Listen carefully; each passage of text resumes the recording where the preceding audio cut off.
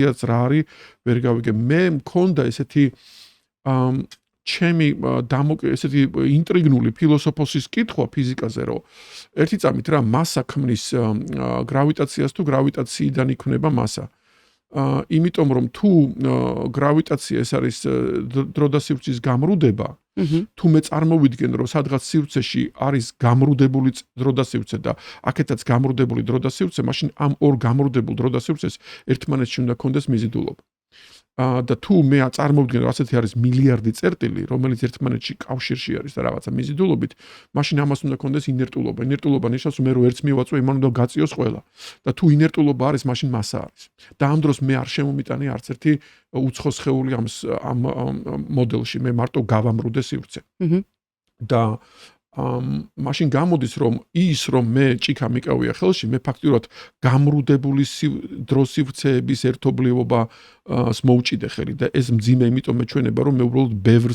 ბევრ ასეთ გამრუდებულ დრო სივრცეს წერტილს მოვკიდე ხელი და ამას თავის ინერტულობა გააჩნია უფრო მეტიც ამას სინათლის სხივი რო ეცემა იქ გამრუდების გამო ხდება ასხლეტვა და ფაქტიურად გამოდის რომ მე ვხედავ რომ ჭიქა მიკავია ხელში ანუ ფაქტიურად გამოდის რომ მე აღქმა მაქვს რომ ჭიქა მიკავია ხელში თორე რეალურად არ არსებობს რაღაცა მატერია, რომელიც აი ესეთი ბურთებივით რაღაცა რო წარმოვიდგინოთ, რომელიც უკვე ატომური ნიშნავს, რომ ინდივიდუალ, ანუ ვეღარ გახლიჩავ შუაზე, ხო? ანუ ბოლომდე რო გახლიჩავ, მე მგონი ეგ იყო შროდინგერის დეფინიცია, რომ სამყარო რო დავანაწევროთო ისეთ პატარა ნაწილზე, რომ მე უკვე აღარ ნაწევრდებაო, ჩვენ მივიღებთ რომ ხელში გუკავია არაფერი.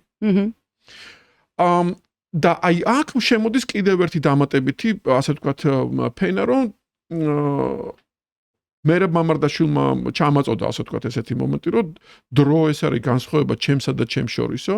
ეს ხო ძალიან ესეთი ოხერი დაკვირვება იმაზე, რომ მე ვერ შევიგრძნობ დროს, თუ არ მაქვს წინ ორი კადრი, სადაც ამ ორ კადრ შორის არის რაღაცა, რომელიც გავს ერთმანეთს და ამ დროს არ გავს ერთმანეთს. ანუ თუ აქაც მე ვარ და აქაც მე ვარ, მაშინ გამოდის, რომ რომელი იყო მანამდე და რომელი მერე. ანუ ორ ანდროს შორის განსხვავება უკვე აღქმა უკვე იწვევს რომ იმიტომ რომ მე არ შემიძლია ერთდროულად ვიყო ორ ადგილას. და თუ მე ვხედავ რომ არის ორი, ესე იგი ამათ შორის არის სხვაობა დროში. და დროში სხვაობა და მე უკვე გავედი იმის შეგრძნებაზე რა არის დრო. მამარდაშვილი ესე ასკვნის რომ დრო ეს არის განსხვავება ჩემსა და ჩემს შორის, ანუ ცნობიერებას და ცნობიერებას შორის. და სივრცე ეს არის განსხვავება ჩემსა და შენ შორის. და მაშინ გამოდის რომ თუ ცნობიერება თავის თავთან შემოტრიალდა და ამ შემოტრიალებით წარმოიქმნა დრო და სივრცე. მაშინ გამოდის რომ გამრუდებული ცნობიერება ყოფილა სივრცე და გამრუდებული სივრცე ყოფილა გრავიტაცია და გამრუდებული გრავიტაცია ყოფილა მატერია და მაშინ გამოდის რომ ყველაფერი სამყაროში რასაც ხედავ საბოლოო ჯამში ყოფილა ცნობიერება და მაშინ ეგ ხალხი სწორი ყოფილა. კი, ზუსტად. ხო, ეს ახლა ჩავარიხინე ძალიან ესე იგი და აი ხო ისე რთულ ერთის მხრივ რთული გასაგებია. კი. ერთის მხრივ, აი როგორც ეს წიგნი თქვენ როგორც გიწერიათ შესავალში, ერთის მხრივ ძალიან რთული გასაგებია, ერთის მხრივ ძალიან ნაცნობია. კი, იმიტომ რომ თვითონ ტექსტი არ არის რთული, მან არც ერთი ფილოსოფიური ტერმინი არ შეგვხვდება, თითქოს და ლამის ბავშვურ დონეზე არის დაწერილი, ეს ბავშვური ნაივურობით, წერტილებში ურტყავს და ამ დროს თქვენი ცრემლის არ იყოს რაღაცამ ჩემში იცის რომ ზუსტად იმაზე არის ლაპარაკი, რასაც გავურბოდი მთელი ცხოვრება. და ეს გრძნობა თავისთავად ვირუსივით არის და არ განებებს მე მთელი ცხოვრება. კი, ეხლა მამარდაშვილი რომ ახსენეთ მქონდა მონიშნული ბოლოსკენ, მაგრამ ეხლა ვიტყვი რომ ერთ-ერთ ლექციაში ამბობს, ზუსტად სიტყვები არ მახსოვდა, მაგრამ შინაარსობრივად, რასაც რაღაც არის ჩვენში ისეთი, რაც ხელს გვიშლის დავინახოთ, ვერ ვხედავთ, იმიტომ რომ არ გვინდა დავინახოთ, იმიტომ რომ უკვე დავინახეთ. კი, ეგ არის ვიცი, რომელიც ხელს უშლის, რომ მოხდეს გავიგეს აქტი.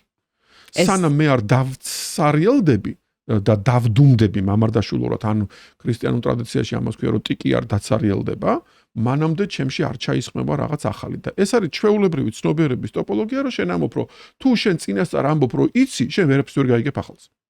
ხო. ანუ ეს გიშლის. ეგო რეალურად რო გადმოვთარგმნოთ, ხო? რო გადმოვთარგმნო ის გლეხურად რო გადმოვთარგმნო, არის რომ ვაკე ვერულდო ენაზე, მაშინ გამოდის, არის. რეალურად ეგ არის. კი ბატონო, ეხლა კვანტური ფიზიკის მოყვანაც მინდა ერთი მაგალითი ძალიან საინტერესო იყო, უბრალოდ უცებ უნდა ვიპოვო. სადაც მიწერია ეგ მომენტი, რომ ეხლავე აი კლასიკური ფიზიკა მოკლედ გვეუბნება, რომ ობიექტს გააჩნია განსაზღვრული თვისებები, პოზიცია, იმპულსი, მიუხედავად იმისა, აკვირდები თუ არა მათ. კვანტური მექანიკამ ორმაგი ნაპრალის ექსპერიმენტი გაატარა, როდესაც ფოტონებს ისვრიან ბარიერზე ორი ნაპრალით, ისინი იქცევიან როგორც ტალღები. როცა არ აკვირდებიან, როდესაც დეტექტორი აკონტროლებს, რომელ ნაპრალში გადის, ისინი იქცევიან როგორც ნაწილაკები. ანუ რეალურად ეს დასკვნა გვეუბნება, რომ მე თუ აკვირდები ჭიქას, მაშინ არის ჭიქა. მაგრამ მე თუ ჭიქას არ ვაკვირდები და არ ვხედავ, ჭიქა არ არის. დაახლოებით ეგეთი რაღაცაა. სრული სიგიჟეა. სრული სიგიჟე. ესე იგი, საერთოდ კითხვის ნიშნის ქვემოთ აყენებს საერთოდ ყველაზე ფუნდამენტურს, რაც კი მეცნიერებას გააჩნია და მეცნიერების